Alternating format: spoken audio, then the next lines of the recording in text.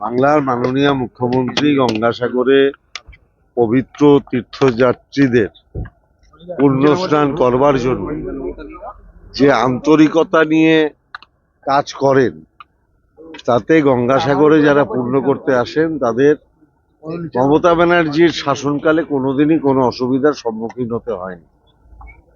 কারণ মমতা বন্দ্যোপাধ্যায় মন প্রাণ দিয়ে আন্তরিকভাবে যাতে পুণ্যার্থীদের অসুবিধা না হয় সেই কাজটা করে।